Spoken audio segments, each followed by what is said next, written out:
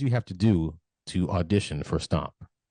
The breakdown is always dancers who drum and drummers who dance. That was like the original thing. And so you had to be able to obviously play and make music with these like very non-traditional instruments, which is super challenging. And it ends up being a whole trajectory even after you get hired, where you're trying to figure out how to make music with these very weird and non-traditional instruments like brooms and poles and garbage cans and all this other stuff where it's not natural. For the very first audition, all that they do, I think, is hands and feet, which is like what it sounds like, where you're doing like literally stomping and clapping your hands, and they teach you this basic groove that is like sort of the heartbeat of that whole number and the groove of that whole number. And so that alone, I think, shows them a whole lot about who is comfortable taking on that kind of material, who's comfortable translating that to their body in a way where you can move, and, you know, obviously learning quickly because there's a ton of material in the show. And so they teach you that.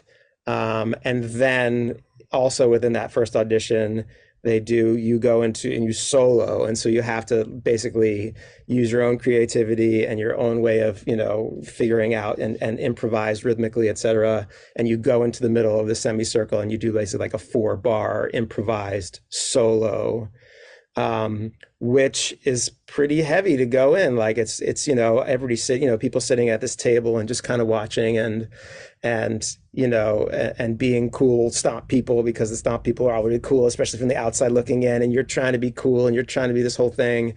And, you know, for the drummers, you're like, cool, I can play with drumsticks, or I can play on my legs and, you know, play with my hands, but like, can you integrate your whole body into it? And can you do anything that might look semi-interesting? And can you stay in time when you're in the midst of trying to navigate all of those things at the same time and play something maybe musical and interesting? You know, it's so, and then the dancers have the other challenge, which is that they don't necessarily play the drums, or they play a little bit, and so they can move really well, but they have to be able to play and make rhythms and do all that kind of stuff. And so that's the first round, and then they cut a lot from that round. And then the second round, they give you a big, you know, 6-foot wooden pole and a hammer handle.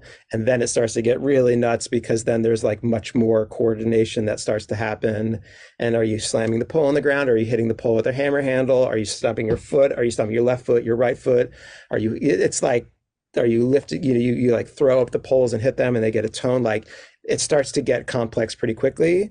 And so you get into that. I think they gave us brooms in the second audition.